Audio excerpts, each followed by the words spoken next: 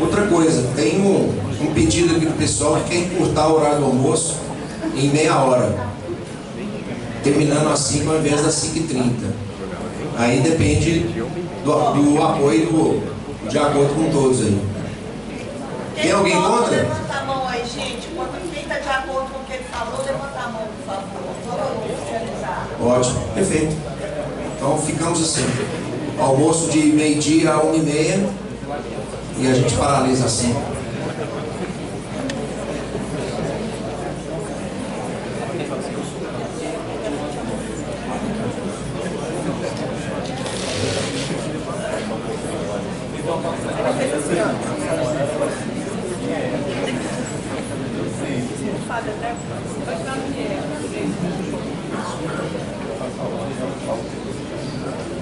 Bom, pessoal, então vamos dando continuidade.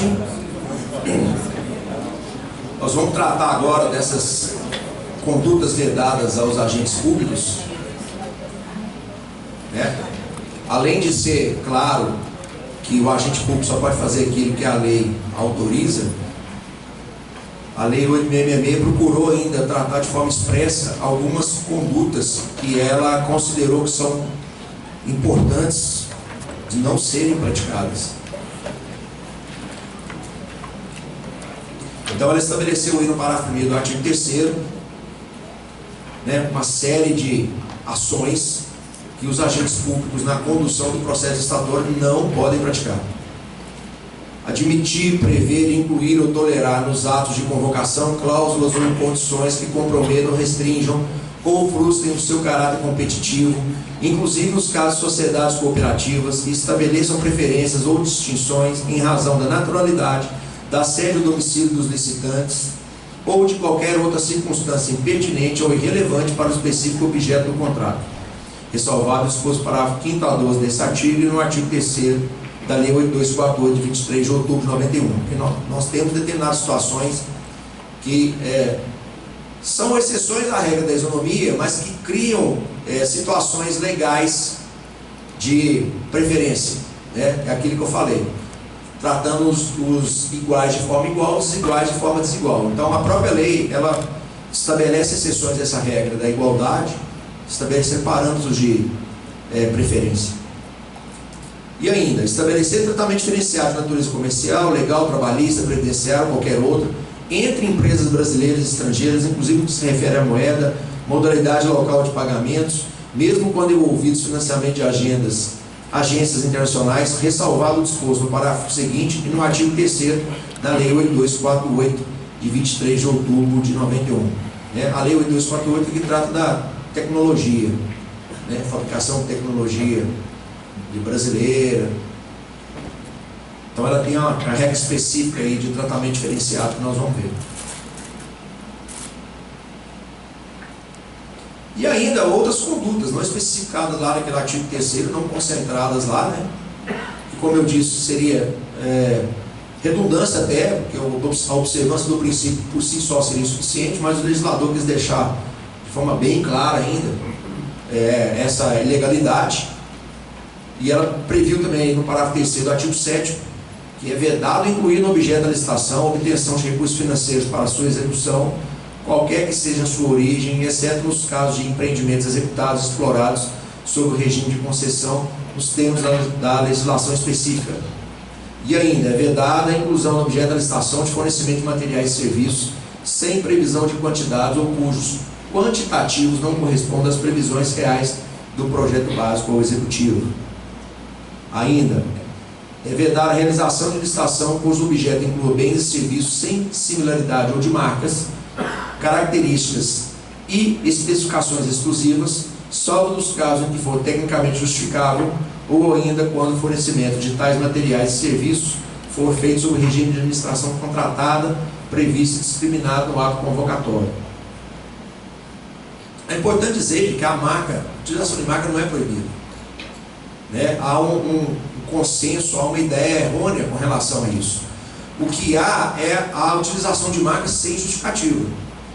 Por vezes, a marca é necessária, até para poder obedecer o critério de garantia do produto que você adquiriu no equipamento, por exemplo, e aí só pode adquirir com a peça de manutenção da própria marca, né? E às vezes porque se justifica que aquele produto daquela determinada marca é a única que vai atender a sua necessidade.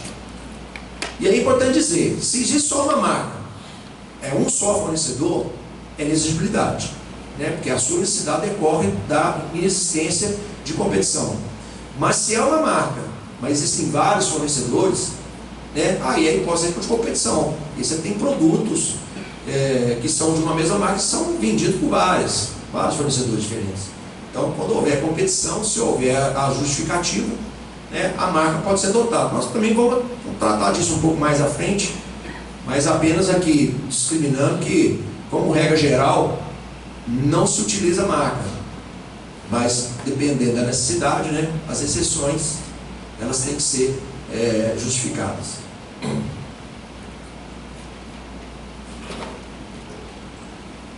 Temos ainda impedimentos na participação. Em regra geral, a licitação é destinada à ampla participação, e esse é um princípio da livre concorrência.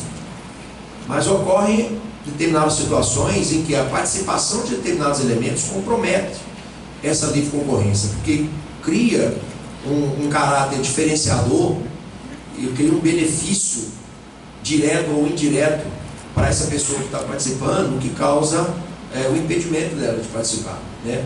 Se não concreto, pelo menos relativo. E a lei ela deu uma ampla gama de situações em que, tendo visto o princípio da moralidade, a possibilidade de ocorrência de afetar a própria imagem pública da administração, então ela estabeleceu esses limites, esses impedimentos.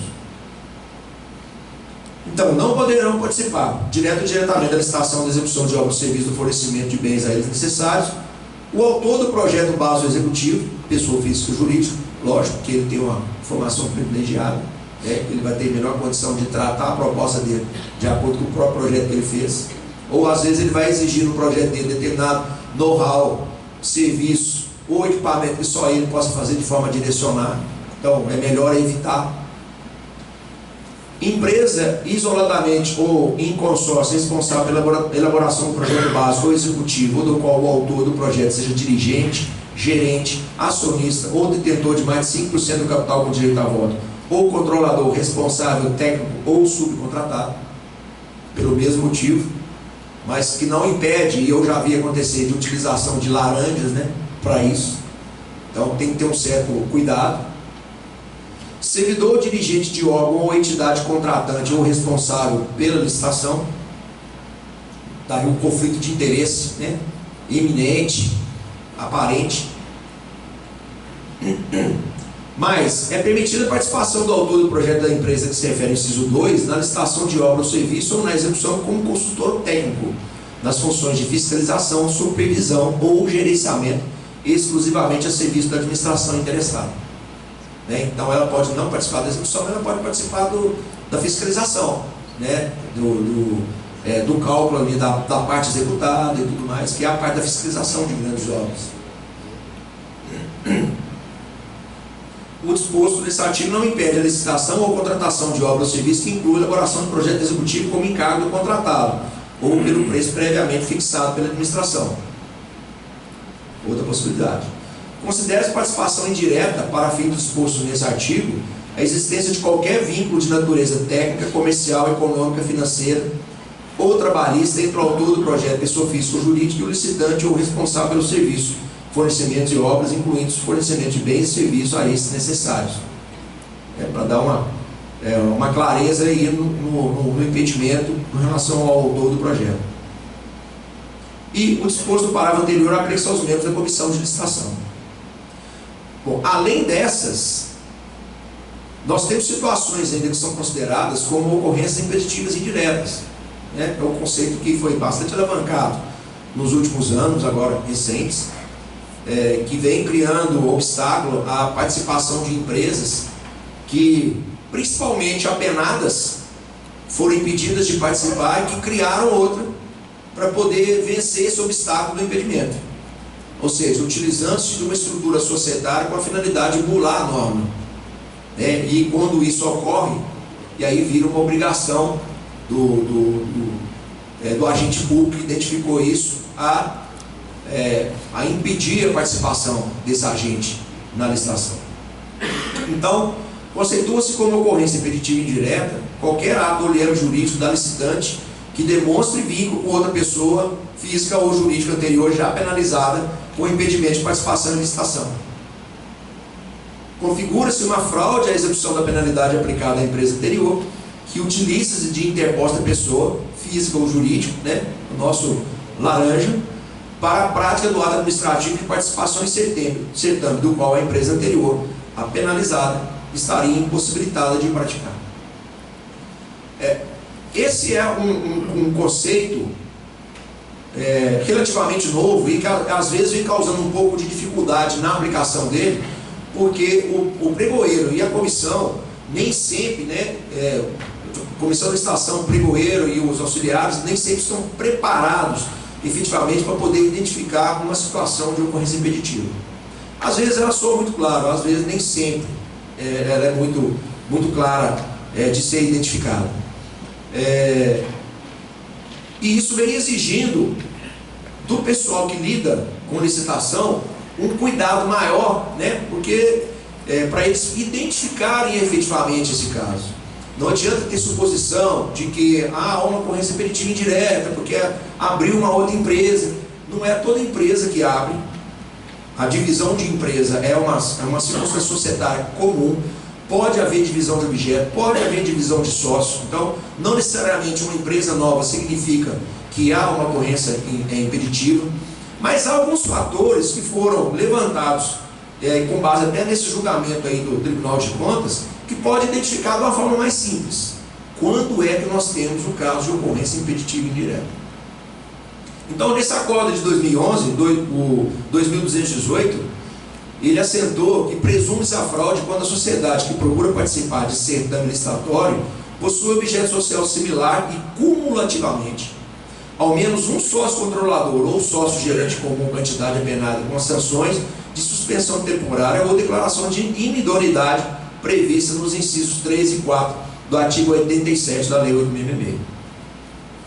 E no acordo 1831 de 2014, ele sustentou que, no modo de ver, 3 características fundamentais permitem configurar a ocorrência de abuso de personalidade jurídica nesse caso: a completa identidade dos sócios proprietários, a atuação no mesmo ramo de atividades e a transferência integral do acervo técnico e humano.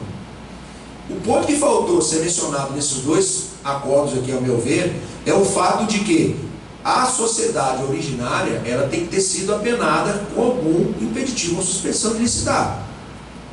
Tá certo? Porque senão a identidade de sócio, a identidade de objeto e a transferência de acervo, ela pode ocorrer, por exemplo, numa cisão. Ela pode ocorrer em uma corporação.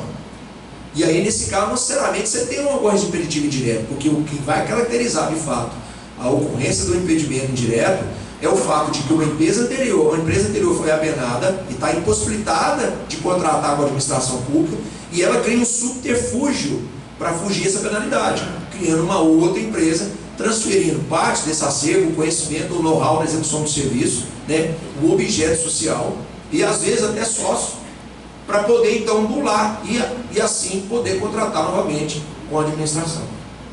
Então isso realmente é relativamente comum, infelizmente, né? Principalmente em épocas de grande crise, você tem um aumento muito grande de interessados em participar de licitação, e aí a pessoa não consegue executar muito bem o objeto, fica impedida de participar, aí ela vai criar, coloca a irmã, coloca o irmão.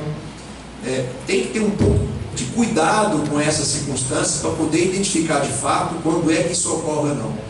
Então há situações, por exemplo, que você tem duas empresas que têm a mesma relação societária, mas a mais nova, a antiga que foi apenada. Então, qual que é o objeto, qual que seria o impedimento indireto nesse caso? Como é que poderia ocorrer? Não teria como. Porque se a mais nova que foi apenada e não a primeira, a mais velha, qual que é o objetivo de ter sido criada essa nova empresa? Nenhum. O objetivo não era burlar. Porque se fosse burlar, ele tinha criado uma outra, talvez mais nova. Pois não? Eu tenho uma dúvida, porque tem a questão seguinte: você tem os benefícios de micro pequena empresa e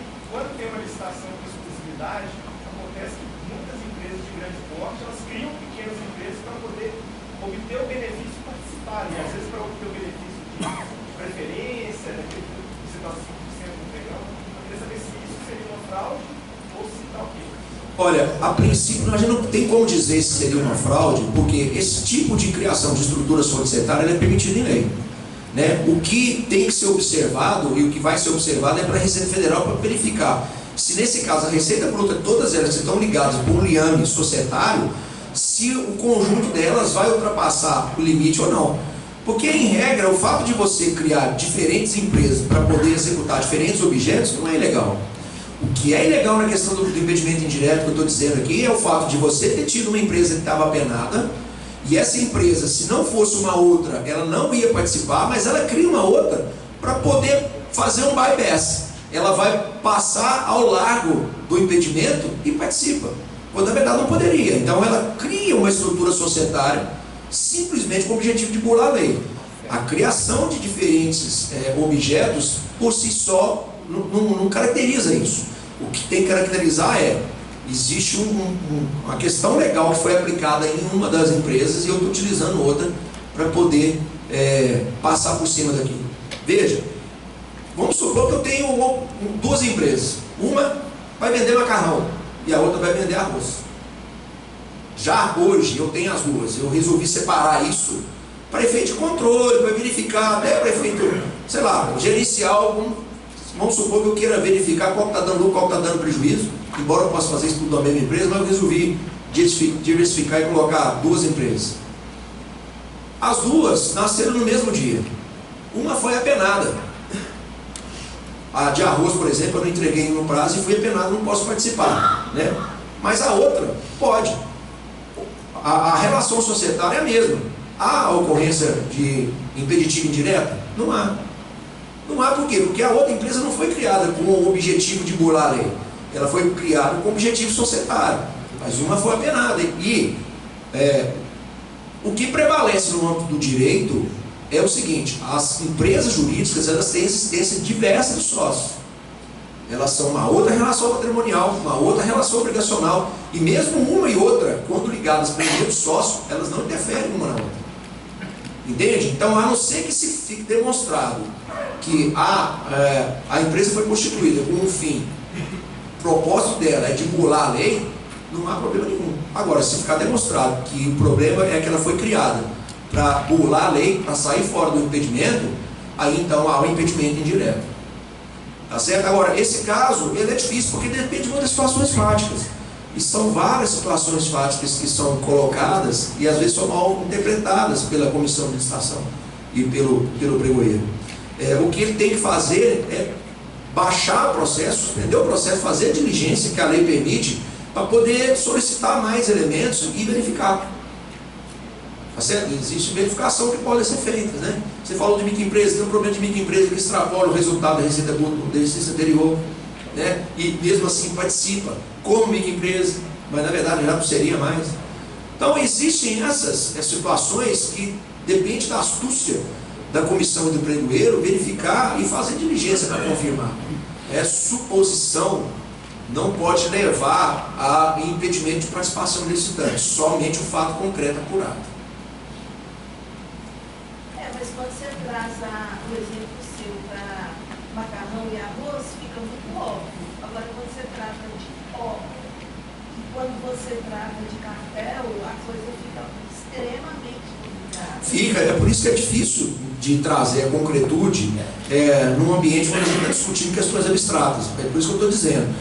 O que tem que ter um pouco de astúcia por parte da comissão do pregoeiro é identificar esses fatos, fazer diligência para poder comprovar a ocorrência deles e então sim aplicar a penalidade. O que a gente não pode fazer é generalizar isso simplesmente com base em suposição, porque isso ocorre, infelizmente. A pessoa fala, tem duas empresas, a outra está participando, mas eu percebi que a outra está penada. Ok, a outra está penada, mas quando é que nasceram as duas? Quando é que as duas foram criadas? As duas existiram de fato ou não? Entende? Então você tem que ter suporte fático para poder basear nessa questão do impedimento. Porque senão você fica perdido, você vai generalizar demais e não vai ter prova para isso. Agora, as circunstâncias que ocorrem esse impedimento são várias. São várias. E elas não estão só aqui. Elas têm mais dispositivo para tratar. Não só da ocorrência do impedimento indireto, até do impedimento direto. Que nós vamos ver aqui também.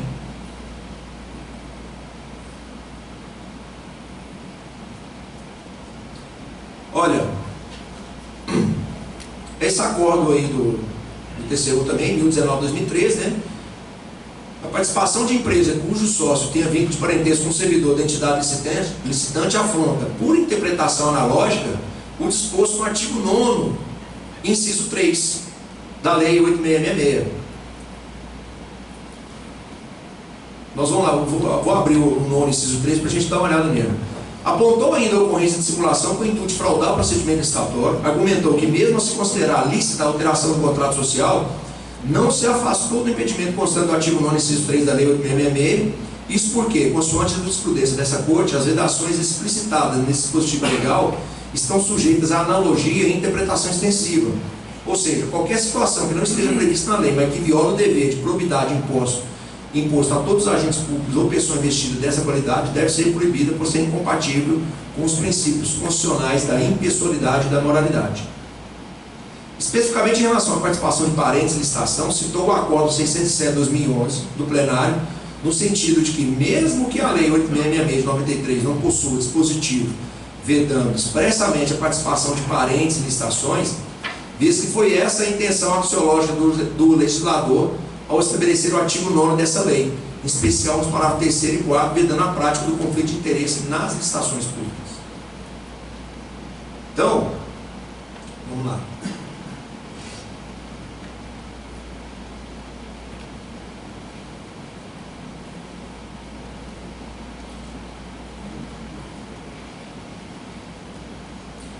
Acho que eu vou ter que ler para vocês, eu acho que não vai aparecer na tela não.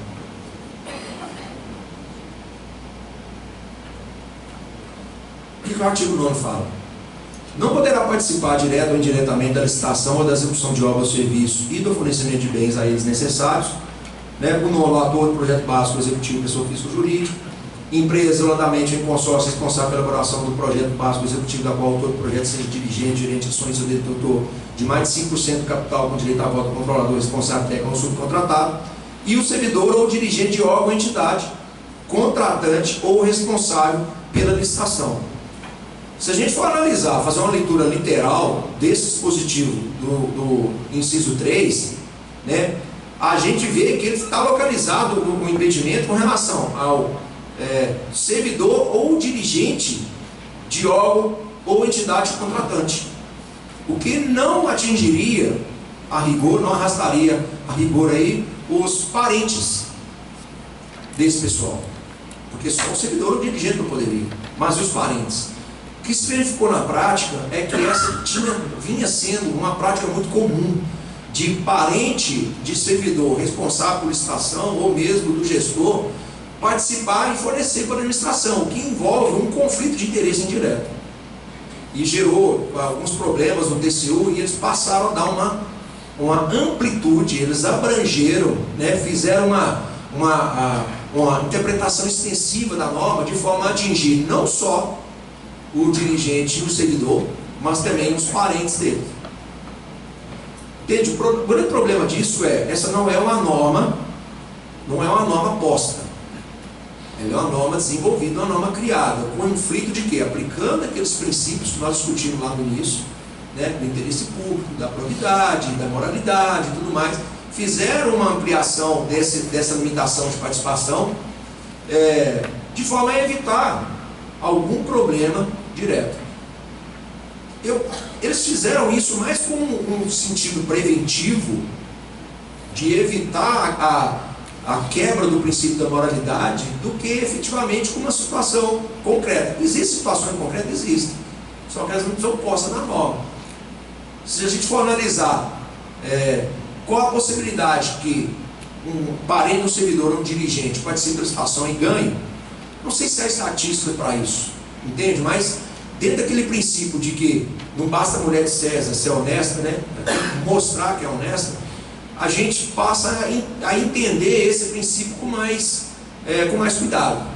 Então, no mínimo o que a gente pode dizer já existem decisões do TCU que proíbem, né, com base, inclusive essa que eu citei, em podendo evitar a participação de parentes e servidores de licitação, é melhor. Agora, efetivamente, pode causar um problema? Pode. Um órgão grande, numa cidade pequena, como que parente não vai participar? Né? Então, Então, cuidado, e aqueles que forem utilizar a interpretação literal desse inciso 3, tem que adotar alguns parâmetros de cuidado para evitar que alguém venha a entender que houve ali um direcionamento da licitação por parente, né, do servidor envolvido, interessado. Isso é bastante complexo, mas é uma construção que a TCU tem feito na forma de ampliar mais essa moralidade e a aplicação desses princípios de probidade.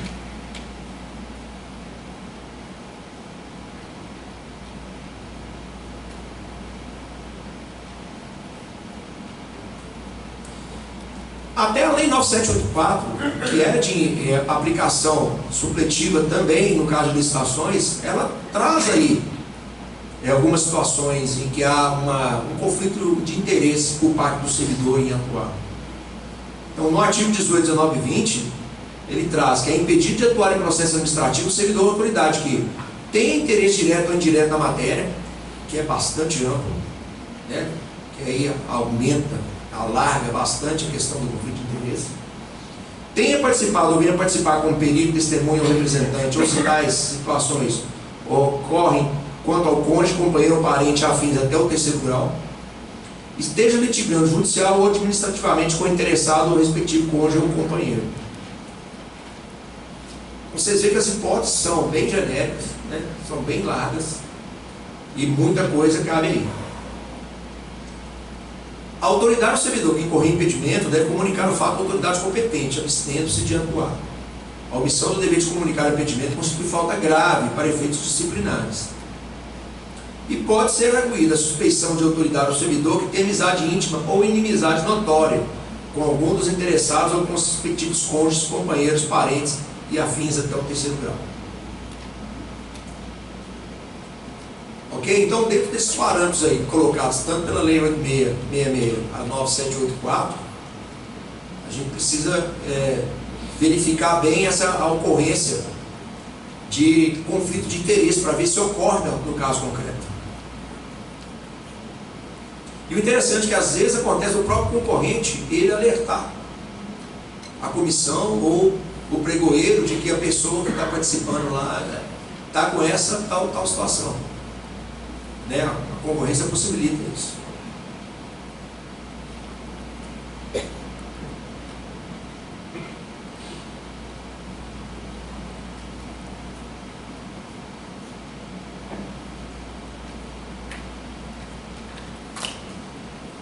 Bom, agora tratando de regras de preferência, como eu disse antes, né? A regra geral é a isonomia, é a igualdade entre todos os participantes em igualdade de condições. Só que a própria lei, ela estabelece exceções, estão lá legalmente previstas, que relativizam esse princípio da isonomia e criam a possibilidade de regras de preferência para a escolha da proposta. Então, no artigo 3º, parágrafo 2º, a gente vai ver que como critério de desempate é assegurada a preferência aos bens e serviços, né? Nessa hora, produzidos no país, produzidos ou prestados por empresas brasileiras, produzidos ou prestados por empresas que investem em pesquisa e desenvolvimento de tecnologia no país, produzidos ou prestados por empresas que comprovem o cumprimento de reserva de cargos prevista em lei para pessoa com deficiência ou para reabilitar a previdência social e que atendam às regras de acessibilidade previstas na legislação. Esse critério é um critério para desempate, perfeito? Então você tem igualdade na proposta, duas pessoas ofertaram o mesmo preço, supondo que o critério de seleção seja o menor preço. Qual dos dois? Primeiro, estabelece a regra de preferência.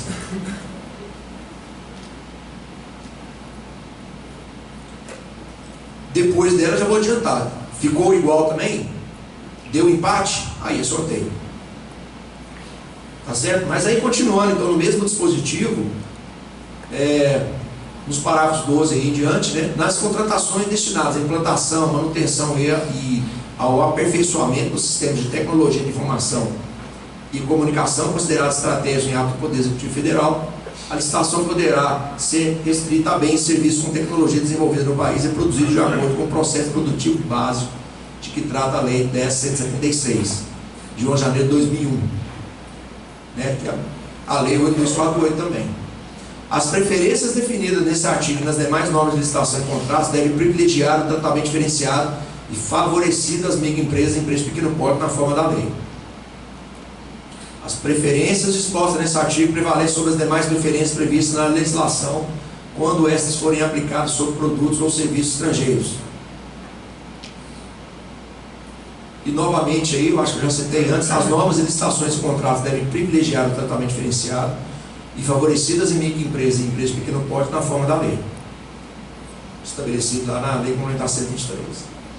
As empresas enquadradas no inciso 5 do parágrafo 2º do inciso 2 do artigo 5º, do parágrafo 5º do artigo 3º dessa lei deverão cumprir, durante todo o período de execução do contrato, a reserva de cargos prevista em lei para pessoa com deficiência ou para reabilitado de previdência social, bem como as regras de acessibilidade previstas na legislação.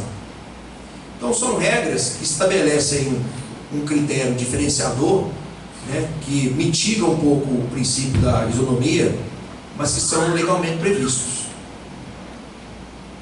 Nós temos aí a orientação normativa AGU número 7, de 1º de abril de 2009, dispõe que o tratamento favorecido, que traz os artigos 43 e 45 da Lei Complementar 123, deverá ser concedido às micro e pequenas empresas, independentemente de previsão editalícia.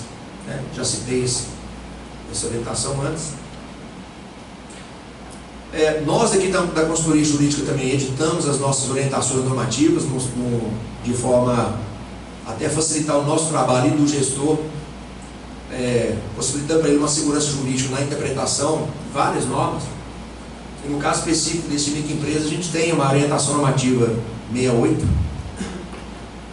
que dispõe que a definição de microempresa e empresa de pequeno porte estabelecida pelo artigo 3º, cabeça da Lei Complementar 123, está em consonância com a definição de empresário dada pelo artigo 966 do Código Civil, segundo o qual considera-se empresário quem exerce profissionalmente atividade econômica organizada para a produção ou a circulação de bens ou serviços. A definição dada no artigo 3º, cabeça da Lei Complementar 123, inclui certas pessoas jurídicas, sociedade empresária, sociedade simples e a empresa individual de responsabilidade limitada, e empresários, o empresário individual e o microempreendedor individual, MEI. Isto é, pessoas físicas inscritas no registro de empresas mercantis, ou que, por equiparação da legislação do imposto de renda, são inscritas no CNPJ, enquadradas nos valores de referência dos incisos 1 e 2 do artigo 3º, limite estabelecido de receita bruta oferido no ano calendário.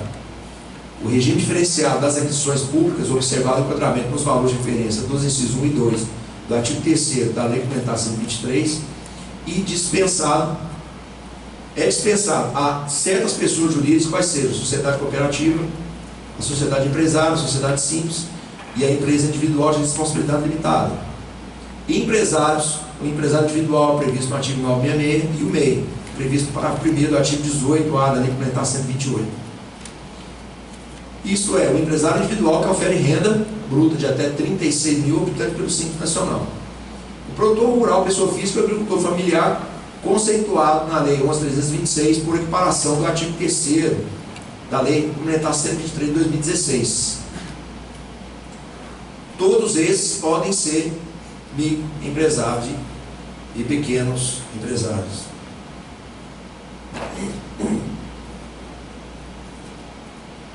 Outro critério diferenciador que é utilizado pela lei, mas que difere um pouco do direito de preferência, agora é conceituado com margem de preferência. Foi bastante utilizado nos anos anteriores. Hoje, acho que não tem mais nenhuma norma que estabeleça margem de preferência para determinados produtos, mas eram vários decretos, se não me engano, uns 9 ou 10 decretos, que estabeleciam vários produtos que poderiam ter margem de diferença e estabeleciam a margem de diferença, 15%, 25%, né, em que esses produtos, então, entravam em igualdade de condições com outros produzidos lá fora. Igualdade de condições não, eles, mesmo com o produto mais barato lá fora, ele ganhava uma equivalência.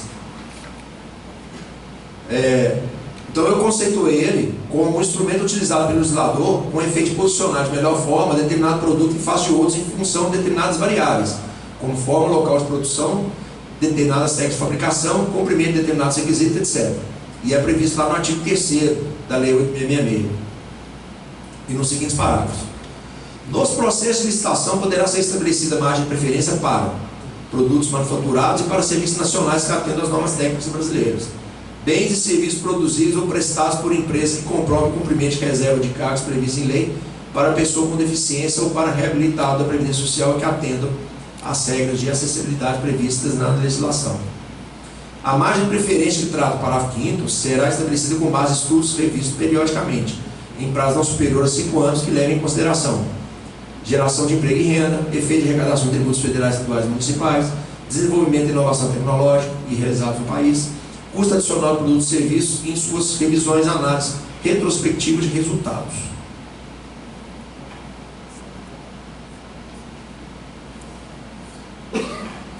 Para os produtos manufaturados e serviços nacionais resultantes de desenvolvimento e inovação tecnológica realizados no país, poderá ser estabelecida margem de preferência adicional àquela prevista no parágrafo 5º. As margens de preferência por produtos, serviços, grupos de produtos ou grupo de serviços, aqui se refere aos parágrafos 5º e 7º, serão definidas pelo Poder Executivo Federal, não podendo a soma delas ultrapassar o montante de 25% sobre o preço dos produtos manufaturados e serviços estrangeiros. As disposições contidas no parágrafo 5º e 7º desse artigo não se aplicam aos bens e serviços cuja capacidade de produção ou prestação no país seja inferior à quantidade a ser adquirida ou contratada ou ao quantitativo fixado com fundamento no parágrafo 7º do artigo 23 dessa lei, quando for o caso.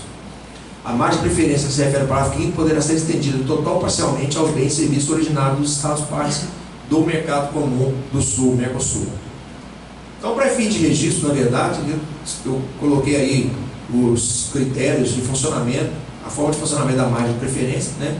Significava a gente pagar mais por um produto nacional em detrimento de um produto estrangeiro, levando em consideração os decretos que eram editados pelo Poder Público Federal que enumeravam esses produtos, né, e os percentuais de margem de preferência de cada um deles. Acho que o último decreto ele perdeu vigência no final de 2016, salvo engano. E acho que hoje nós não temos mais nenhum produto sujeito a esse tipo de situação. Mas a regra está aí, né, se for restabelecida.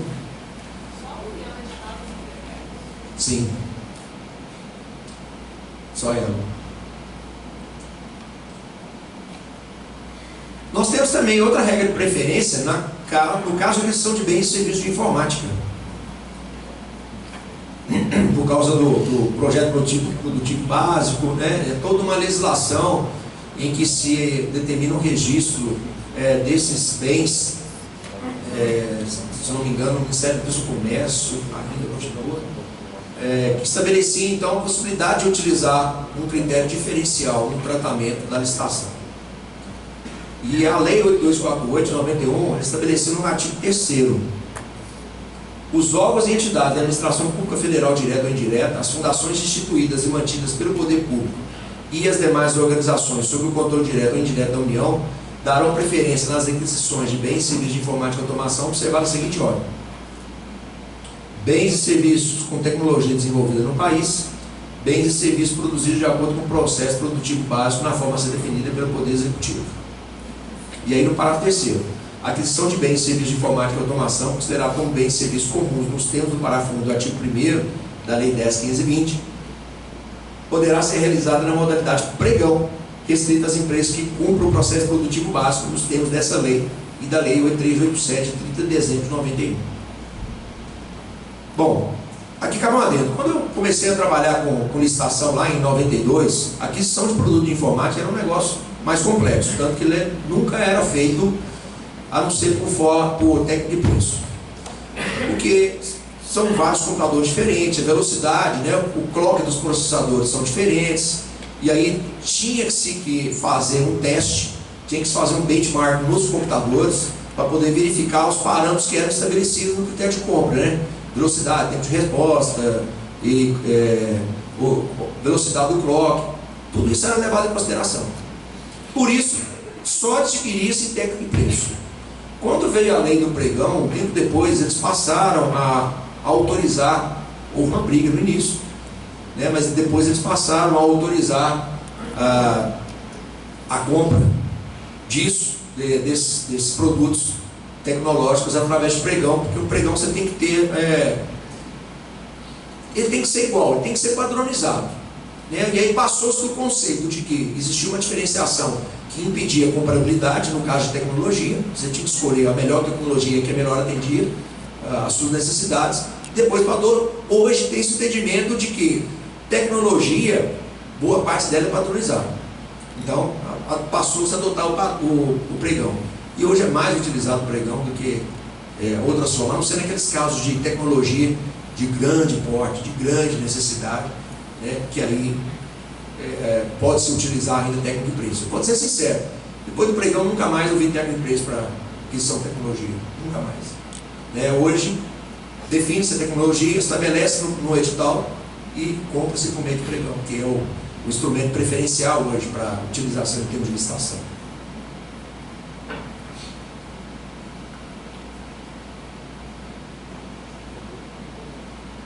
Bom, gente, eu tenho que dizer que nós estamos dando esse curso agora de lei de licitações em setembro. O cronograma em outubro vai ter outro curso de pregão e pregão de registro de preço. Depois nós vamos fazer um de N5 no início de novembro, e no final de novembro nós vamos fazer um curso de direito sindical voltado só à contratação de serviços terceirizados. Falta ainda definir a data, mas mais ou menos está um pouco definido. O próximo vai ser final de outubro, depois o outro início de novembro, final de novembro. Aí a gente encerra o ciclo envolvendo quase toda a licitação. Nós não vamos tratar de RDC, né, que é o regime diferenciado de contratação, mas nós vamos procurar atingir aqueles processos licitatórios que têm maior alcance.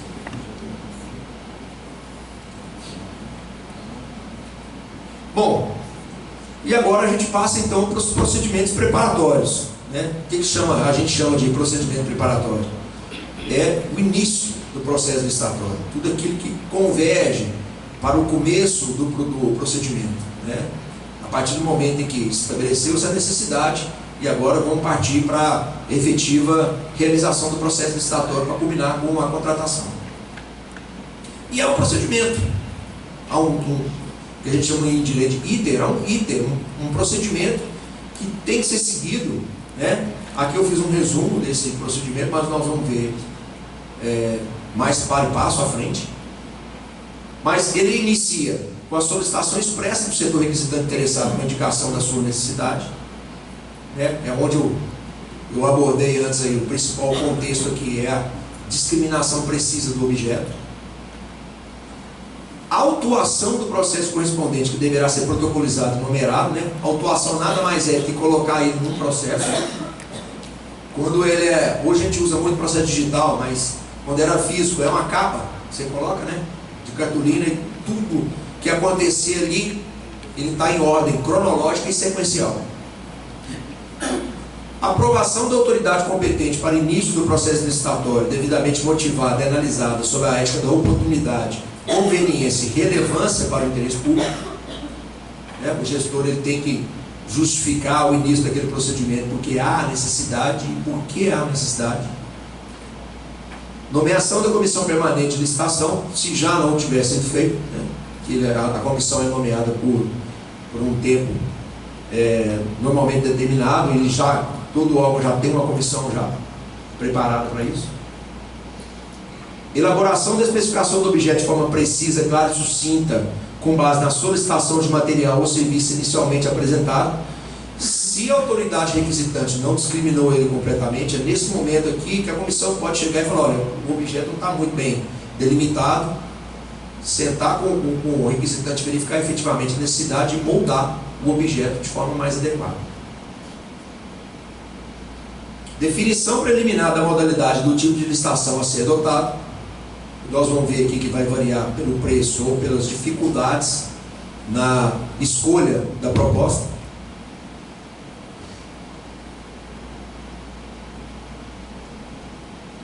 Elaboração de projeto básico prévio obrigatório nas licitações para contratação de obras e serviços em caso de concorrência, tomada de preço e convite.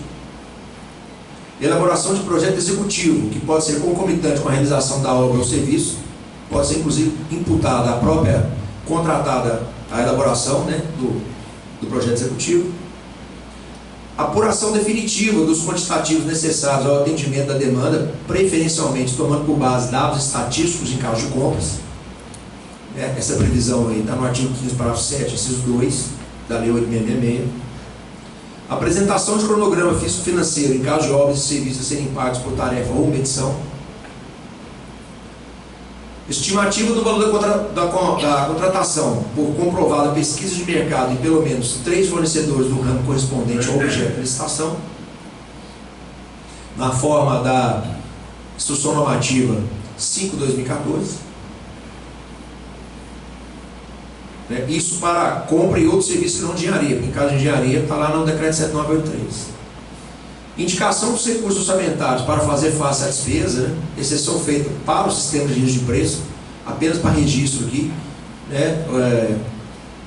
Porque no caso das licitações da Lei 8.666, você tem que indicar previamente a existência do recurso orçamentário. Tá?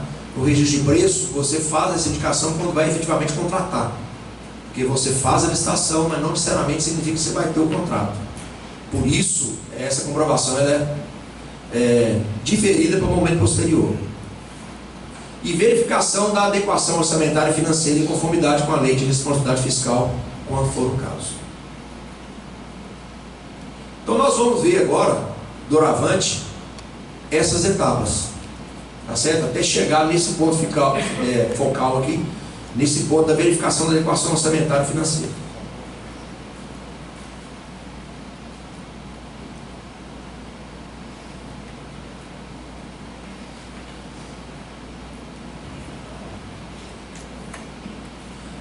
A Lei 8.666 ela não é muito precisa na formação do processo. E por isso a gente busca o amparo da Lei 9784, que trata de processo administrativo no âmbito da administração pública federal. Utilizar de forma subsidiária para todas as normas que tratam de processos, mas que não especificam claramente alguns pontos. Como esse aqui, por exemplo, que eu trouxe do artigo 22, que não é tratado na Lei 8.666. Então, a autuação do processo significa iniciar com a colocação de uma capa e a instituição de um número serial e sequencial que irá identificá-lo e distingui-lo dos demais processos administrativos, de forma a localizá-lo facilmente. Autuado o processo, todos os atos administrativos relativos a esse processo devem ser nele anexados em forma cronológica, com as folhas devidamente numeradas de forma sequencial. E aí, né, a Lei 9784 fala, expõe aí no artigo 22. Os atos do processo administrativo não dependem de forma determinada, senão quando a lei expressamente exigir. Os atos do processo devem ser produzidos por escrito em vernáculo com a data e local de sua realização e a assinatura da autoridade responsável. Salvo imposição legal, o reconhecimento de firma somente será exigido quando houver dúvida de autenticidade. Hoje, cada dia mais em desuso, né? Depois do decreto aí foi lançado, acabou com muita prática de exigência de comprovação, ficou mais fácil. A autenticação de documentos exigidos em cópia poderá ser feita pelo órgão administrativo e o processo deverá ter suas páginas numeradas sequencialmente e rubricadas. Disposição que não se aplica no caso dos autos digitalizados, né, ou praticados de forma digital. E também está se transformando bastante comum na administração de forma a diminuir a quantidade de papel. E eles já são colocados em ordem sequencial à medida da sua inserção, então já tem uma ordem a ser obedecida. E não tem como rubricar, né?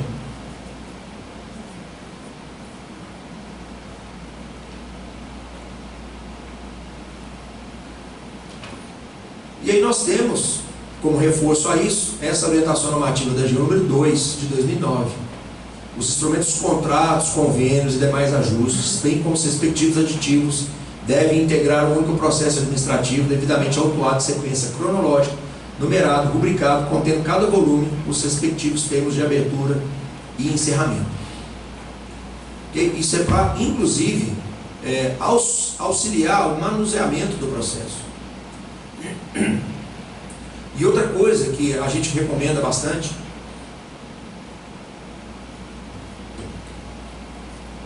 é que, dentro do possível, se utilizem apensos para determinados atos do processo que não especificamente o processo comum. Então, normalmente você tem um processo que inicia-se com a requisição e culmina com a assinatura do contrato. Mas vários outros atos de execução, eles perduram após a assinatura do contrato. Né? Os atos de fiscalização, os atos de penalização, tem os aditivos. Então, o que a gente recomenda, pelo menos nós aqui da consultoria jurídica, é que determinados atos que não tiverem objetivamente a ver com o ponto principal do contrato, que eles façam em autos separados, mas apensados ao principal. Por exemplo, atos sancionatórios, porque você tem que observar a ampla defesa, o contraditório. Se for colocar tudo num processo só, o que isso ocasiona? Você fica meio perdido, né? Você não sabe em que parte do processo está isso. Quando você cria apensos, você consegue identificar melhor aonde está aquilo que você quer efetivamente trabalhar. Então, evita muito o manuseio desnecessário, ficar rodando muita página, estragando o processo, para aqueles que trabalham em processo físico. Os que trabalham no processo digital, há também a dificuldade de concentração de atos todo o mesmo volume. Então, é melhor que em determinadas situações como essa que eu relatei, que elas sejam feitas em autos digitais apensos, de forma a permitir uma melhor visualização. Você não precisaria movimentar o processo principal para verificar uma questão de sanção, né? Então, o manuseio e encontrar o que você efetivamente precisa fica mais fácil. Essa é apenas uma dica, não é uma regra legal. Essa é apenas uma norma de gestão que facilita o andamento do processo e o manuseio dele.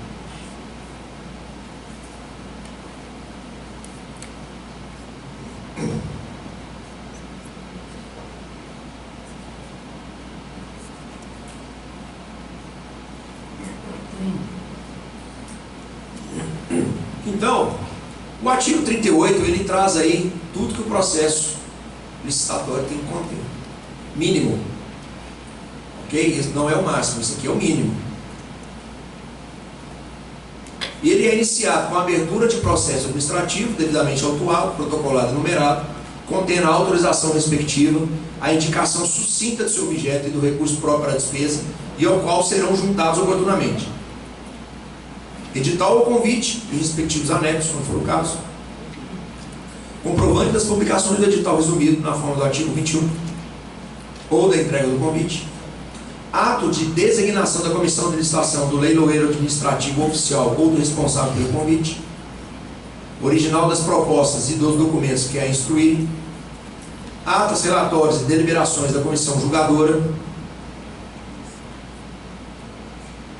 pareceres técnicos ou jurídicos emitidos sobre a licitação, dispensa ou inexigibilidade, atos de adjudicação do objeto da licitação e da sua homologação, recursos eventualmente apresentados pelos licitantes e respectivas manifestações e decisões, despacho de anulação ou de revogação da licitação, quando for o caso, fundamentado circunstanciadamente, termo de contrato ou instrumento equivalente, conforme o caso, outros comprovantes de publicações, demais documentos relativos à licitação.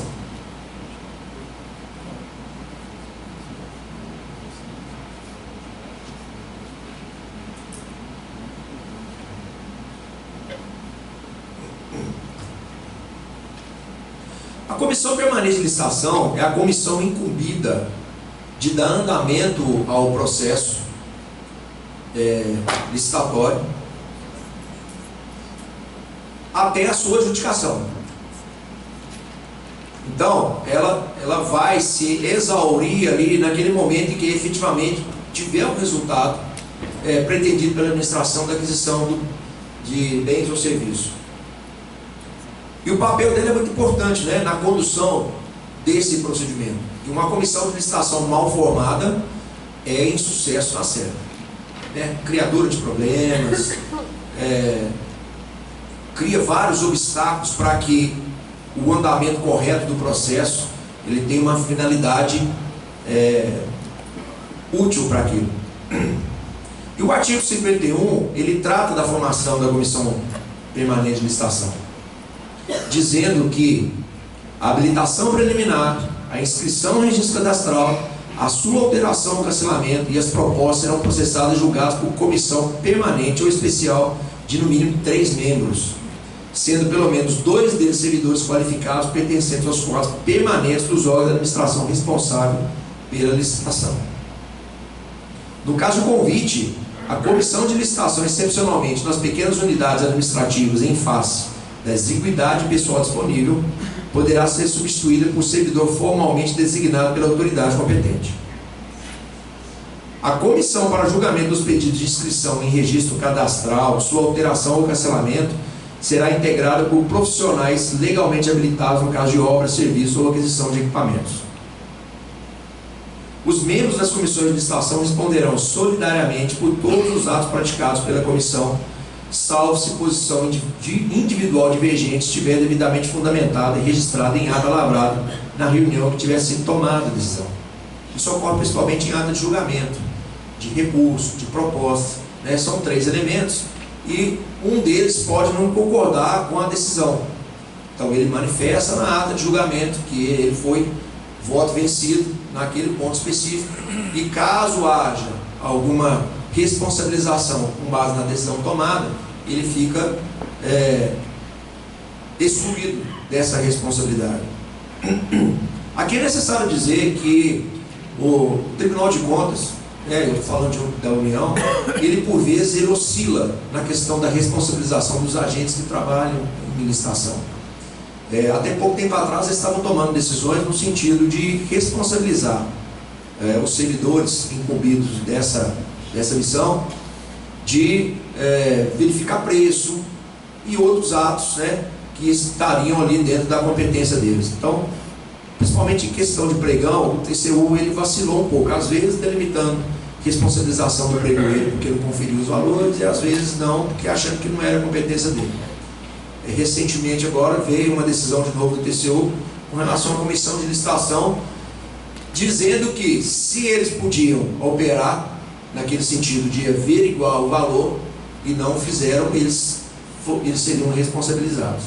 Então ele transformou aquilo numa situação mais fática do que genérica, né? Mas de qualquer maneira, os membros da comissão de licitação têm uma responsabilidade, eu não vou dizer solidária, mas talvez subsidiária em alguma omissão que eles tenham praticado, que eles poderiam ter agido e não fizeram. Às vezes simplesmente porque entenderam que ia dar muito trabalho, ou não sabiam direito como fazer, mas como eles operam nesse trato, se eles poderiam agir e não agiram, então eles acabam sendo também responsabilizados. Por isso é uma missão, né, é uma competência bastante importante. No caso de técnico de preço, é comum que a gente repasse para o demandante, ou quem bolou a parte da técnica, para analisar isso, né? No caso da comissão de licitação. Como que fica essa responsabilidade? Pois depende muito do conhecimento, porque a técnica, o nome já diz, né? É técnica. Se o próprio servidor público, nessa situação, ele não tinha conhecimento técnico para poder averiguar aquilo, não tem como responsabilizá-lo, né? Agora, se ele tinha um fundamento básico, ele tinha um conhecimento técnico para poder entender, discernir que aquela situação estava errada, aí ele acaba sendo responsabilizado. O problema é verificar isso, é um pouco subjetivo, mas a gente pode colocar. Se o engenheiro participa da comissão de licitação e vem para ele uma proposta de técnica com as notas de técnica totalmente erradas em termos de engenharia, ele tinha conhecimento técnico para isso.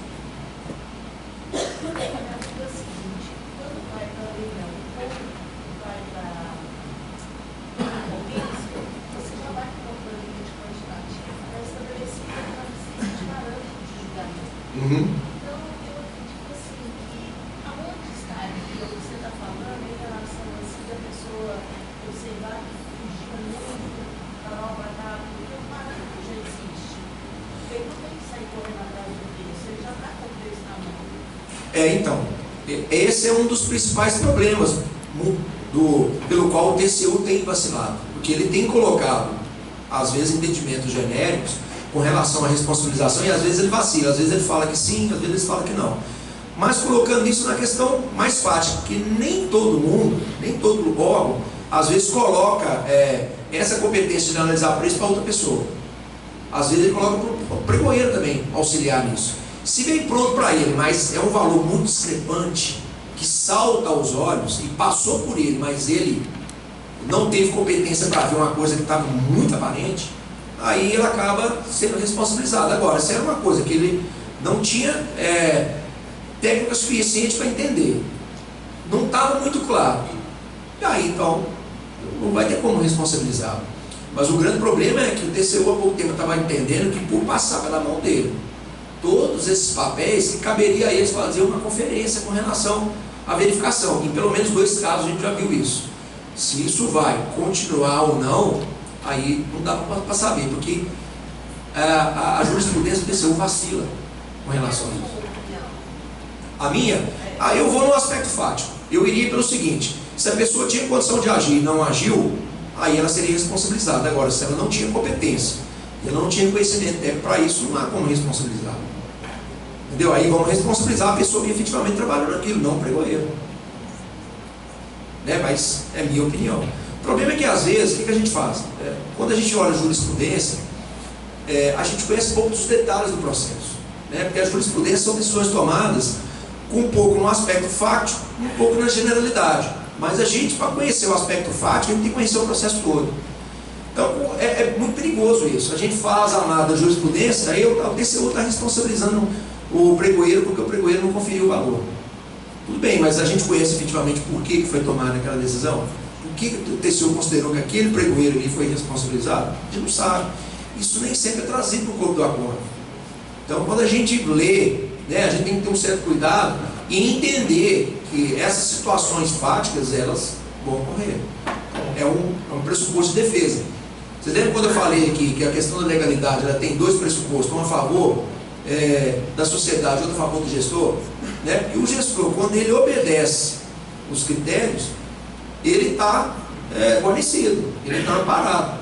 O problema é que determinados critérios, igual esse no caso do pregoeiro, não são muito bem definidos. Não são muito claros. O pregoeiro é responsável para poder verificar, fazer uma avaliação. Eu vou ser sincero, se fosse eu trabalhando como pregoeiro, eu acho que eu ia fazer uma análise de cada caso para poder verificar. Eu prefiro pecar pelo excesso. Prefiro. As sanções administrativas, elas não são igual no âmbito criminal, elas não são tipificação fechada, elas são abertas, então é abstrato. Alguém vai entender que você pode ser responsabilizado enquanto outros não. Né? Então, podendo, a gente procura fazer uma aferição, eu acho que é mais seguro, dá um pouco mais de tranquilidade.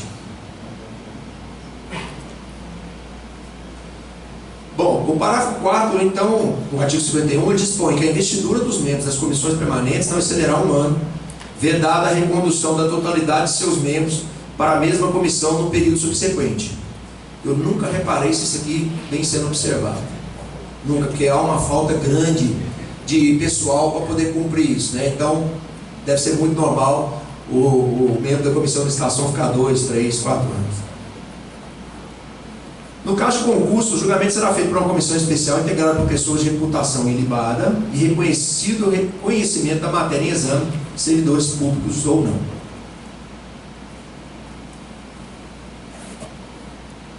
Então a gente vê aí, alguns julgados: responsabilidade, licitação, comissão de licitação, solidariedade, excludente, culpabilidade, experiência, capacitação. Deficiência de experiência de capacitação para exercício de suas atribuições não são causas excludentes de culpabilidade de membros das comissões de licitação, os quais podem ser responsabilizados solidariamente quando não agem com os devidos zelo e diligência e ocasionam grave ofensa ao ordenamento jurídico. Mais: responsabilidade, licitação, comissão de licitação, orçamento estimativo, superfaturamento, sobrepreço. Membros da comissão de licitação não devem ser responsabilizados por sobrepreço ou superfaturamento decorrente de orçamento estimativo com preço acima do mercado, salvo se houver prova de que tenham participado da elaboração do orçamento. Está vendo como é que os dois são completamente contraditórios? Inclusive, eu esqueci de colocar o acordo do primeiro aí. Vocês me desculpem, depois eu vou procurar suprir essa omissão. Então é isso. Há uma oscilação da jurisprudência pela falta de, às vezes, entendimento ou aplicabilidade fática do caso concreto.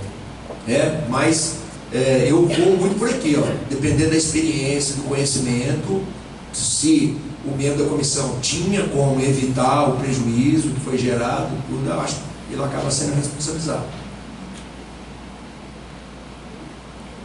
Esse orçamento estimativo, ele seria aquele mapa de preço, aquela pesquisa de preço que a gente faz na fase técnica. Exato. É aquela fase onde você verifica o valor da futura despesa, até para efeitos de tipificação da licitação correta que você vai fazer, né? O modelo de licitação que você vai seguir.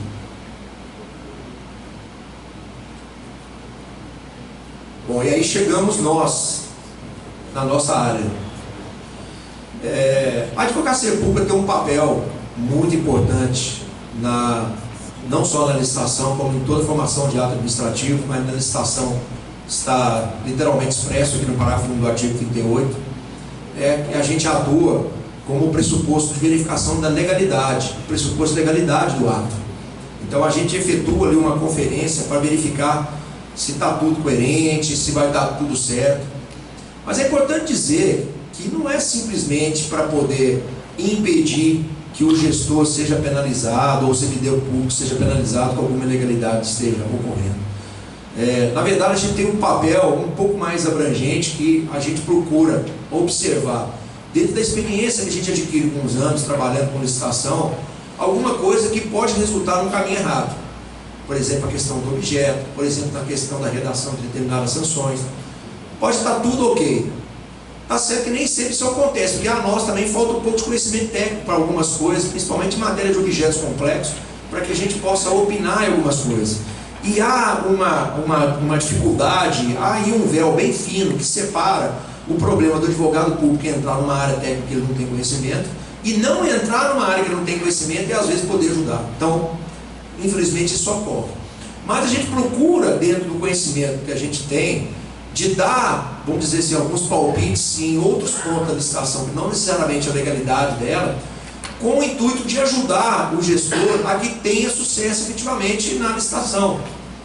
Então a gente às vezes propõe determinadas mudanças no edital com esse intuito, né? Então não é somente o pressuposto da legalidade, embora esse seja o objetivo maior, a gente verificar que todo o procedimento licitatório está ocorrendo e indo bem, que não há nenhuma legalidade praticada até então, principalmente alguma inobservância daqueles princípios que eu falei no início, que são muito importantes, né?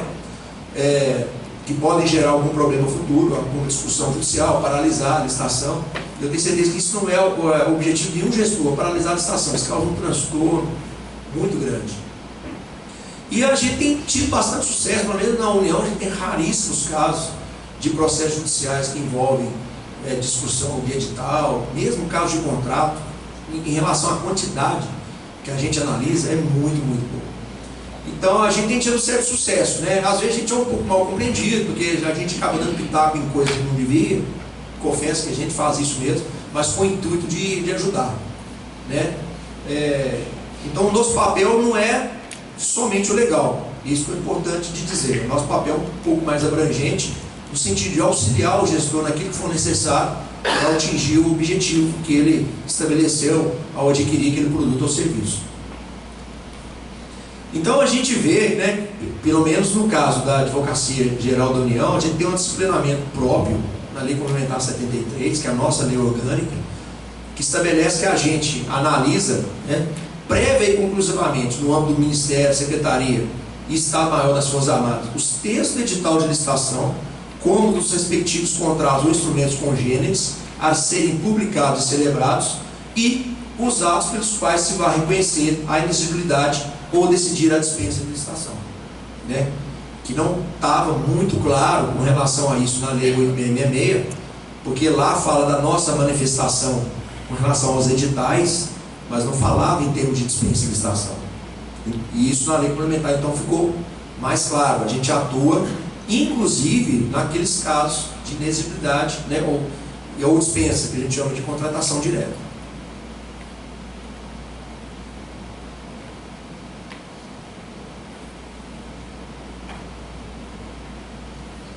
Ó, teve um errinho aí.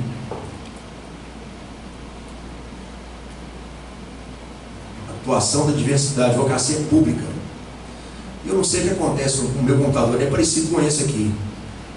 Mas eu vou mexendo com ele com o mouse, e aí na hora que eu clico num lugar, na hora que eu vi, eu já estou escrevendo, ele está escrevendo em outro lugar completamente diferente. Na hora que eu penso que ele está escrevendo um parágrafo, ele está lá embaixo. Na hora que eu estou escrevendo embaixo, ele está lá em cima. Isso me mata de raiva. Eu tenho que desfazer tudo. E aí, deve ter acontecido isso, eu não percebi. Agora é interessante, tem um Mac não faz isso.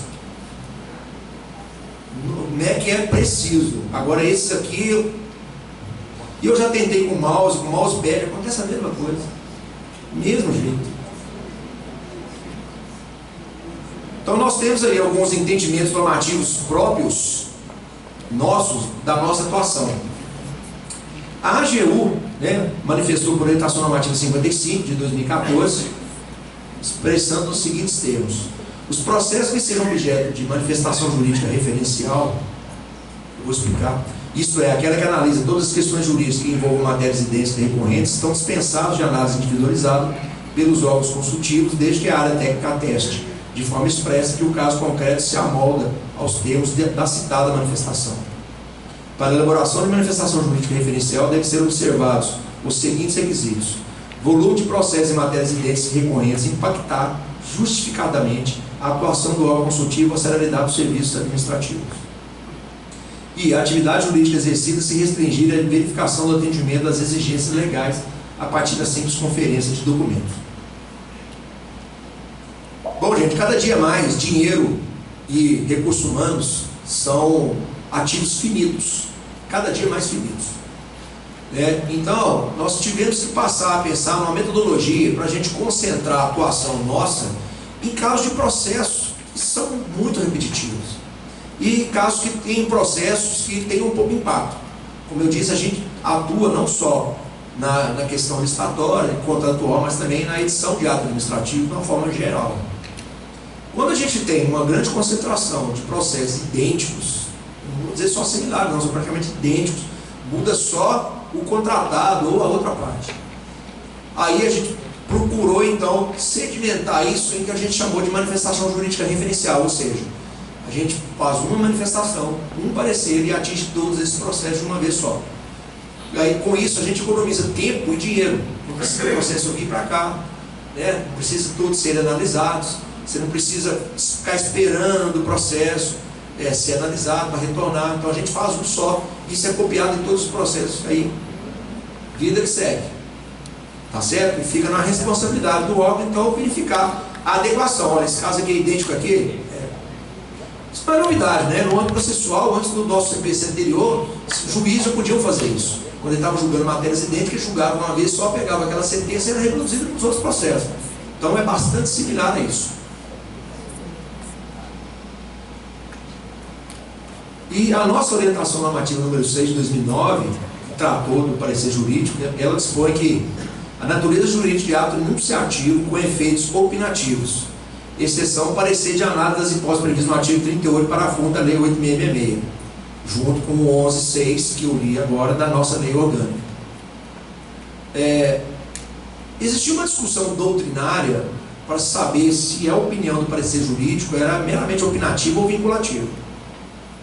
Por muito tempo, considerou-se que todo parecer jurídico ele era meramente opinativo, não obrigando o gestor a adotar ele, podendo adotar outros conceitos desde que justificado. Teve uma série de julgamentos recentes, o parte do Supremo Tribunal Federal, e nós passamos a buscar um entendimento do que seria o caso. Muito bem. Opinativo ou vinculativo? O que obrigaria o gestor? Óbvio, o gestor, naquelas situações em que ele tem uma opinião diferente, ele poderia, de fato, destoar do nosso entendimento, justificar e partir para frente. Não é muito interessante para o gestor, porque o gestor fica numa situação de vulnerabilidade, né? Ele passa a ficar um pouco sozinho naquilo. Mas o conceito mesmo, o doutrinário, ele continua sendo discutido. Até que os séries de decisões emanadas aí do Supremo Tribunal Federal, eles passaram a adotar o seguinte entendimento: olha, ele é opinativo, mas com uma diferença. Ele é opinativo se o gestor concordar. Se o gestor não concordar, ele é vinculativo. Ou seja, ele fica obrigado a seguir. Então ele fica numa situação, não é engraçado isso? Ele tem liberdade desde que ele possa seguir. É uma liberdade controlada, né? Eu vou trazer esse julgado aqui no próximo slide. Mas nesse aqui, ó, com relação à responsabilidade do procurador, porque nós também temos responsabilidade com relação a isso, quando a gente age com dolo ou culpa, né? Também foi outro ponto que voltou a ser discutido. O Tribunal de Contas, por muitas vezes, eles nos implicavam em determinada responsabilidade por pareceres que direito não é uma ciência objetiva. Os pensamentos são variados, as formas de interpretação são variadas, os conceitos variam de pessoa para pessoa. E por isso é muito complicado estabelecer uma obrigação de uma situação que não é objetiva, que não é clara. Mas mesmo assim o Tribunal de Contas da União, às vezes, atribuía responsabilidade aos advogados públicos em razão de determinados posicionamentos. E aí esse julgamento de 2003 ajudou a esclarecer um pouco isso melhor. Dispõe que advogado de empresa estatal chamado a opinar oferece parecer sugerindo contratação direta sem licitação mediante interpretação da lei de licitações, pretensão do Tribunal de Contas da União em responsabilizar o advogado solidariamente com o administrador que decidiu pela contratação direta. Impossibilidade. Dado que o parecer não é ato administrativo, sendo quando muito ato de administração consultiva que visa informar, elucidar, sugerir providências administrativas a serem estabelecidas nos atos de administração ativa.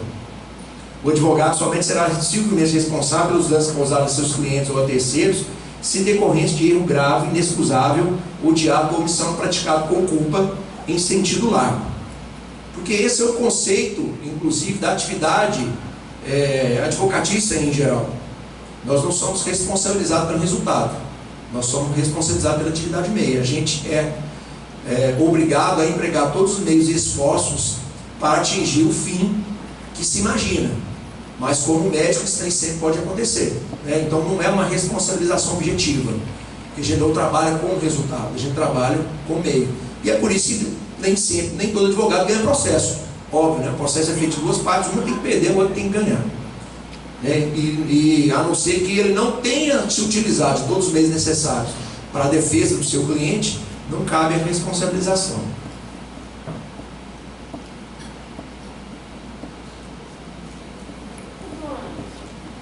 Sim? Mas se tem um parecer, manda lá para o setor jurídico, tem um parecer, tem que fazer de uma certa maneira.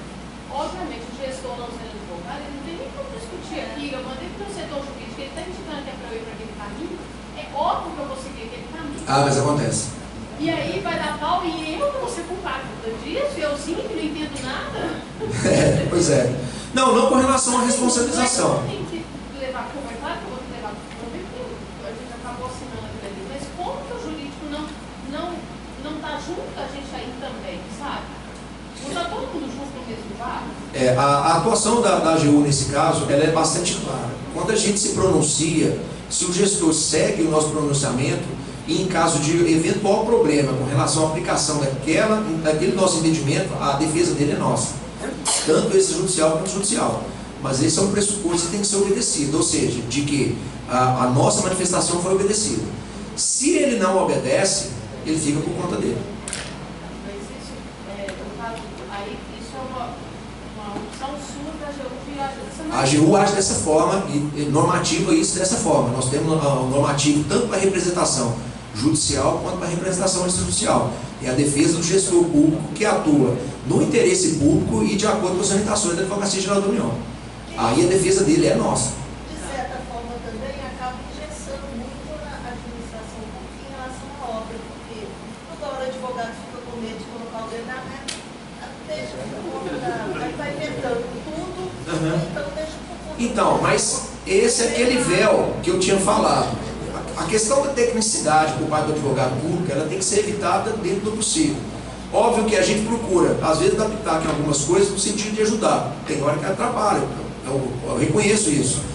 Mas, no ponto da tecnicidade, se a gente não puder agir, a gente não tem como ser responsabilizado, porque a área técnica é a área técnica.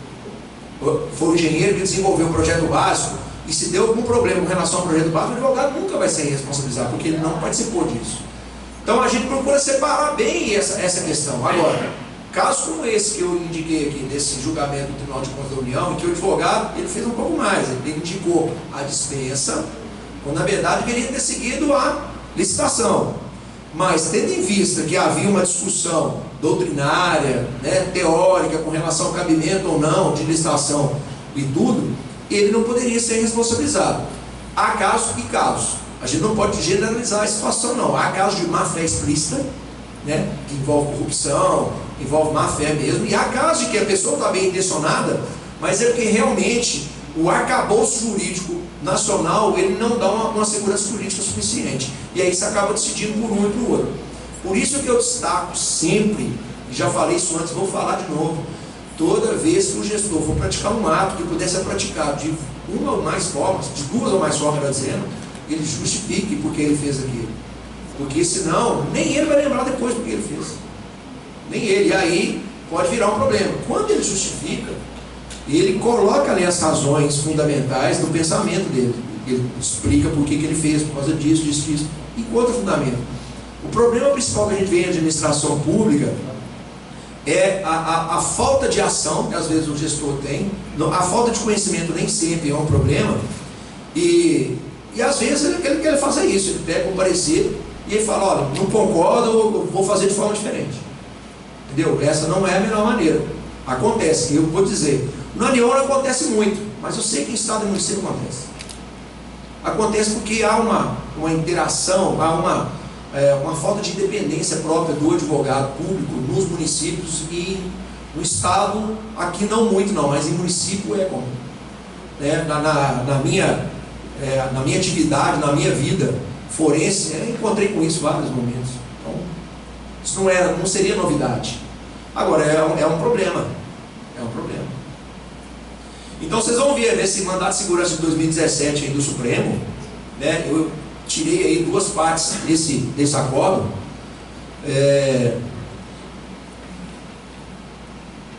O Luiz Fux escreveu da seguinte forma: como se observa, o exercício da advocacia pública compreende, dentre outras atribuições, a emissão de pareceres jurídicos de forma a orientar a administração pública quanto à legalidade dos seus atos. Com efeito, a lei de licitações prevê, em seu artigo 38, parágrafo único, a obrigatoriedade de prévio exame e aprovação pela assessoria jurídica da administração das minutas de editais de licitação, bem como a dos contratos, acordos, convênios ou ajustes. A esse respeito, o administrador detém discricionariedade para prosseguir ou não nas referidas fases da licitação, caso o parecer seja pela legalidade das operações. Ou seja, parecer favorável, a única discricionariedade que o gestor tem é não desistir de fazer.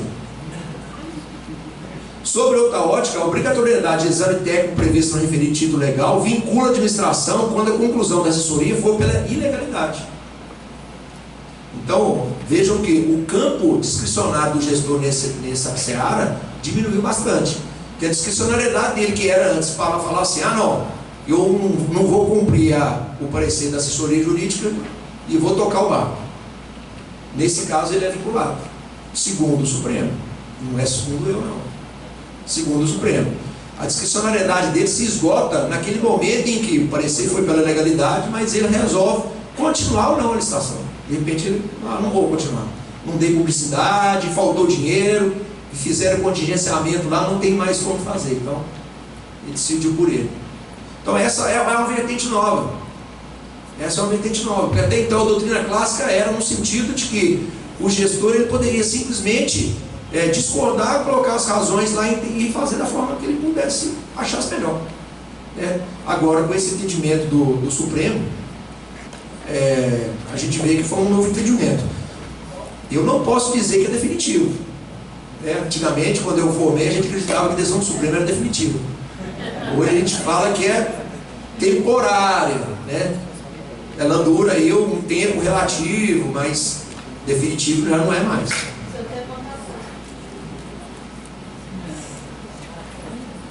Bom, perfeito. Então foi a conta, porque nós vamos iniciar então depois do almoço com especificação do objeto. Peguei o título preferido. 1h30 então, pessoal.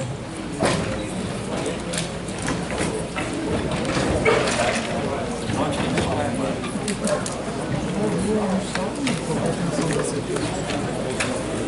rapaz. Tá podendo deixar isso aqui? Deixa aqui. Tá próximo. Então faz o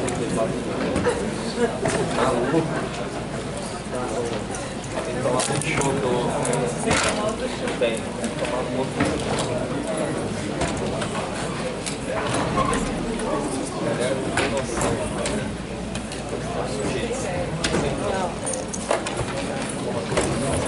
Quase caiu.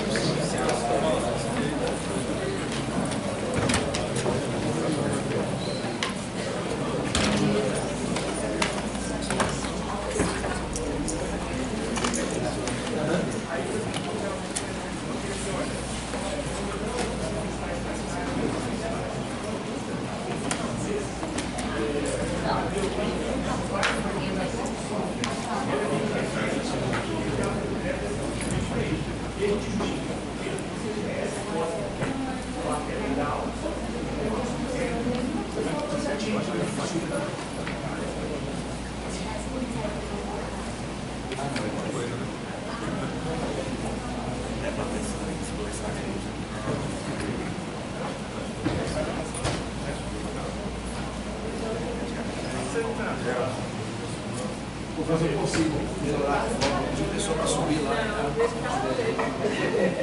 Passei o controle remoto.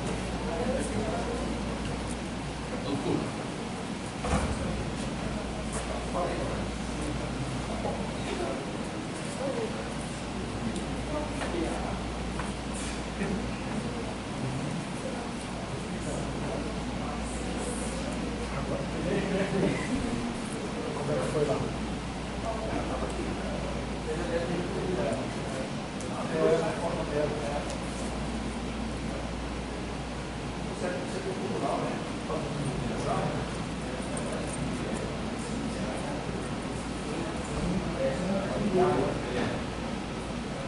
Agora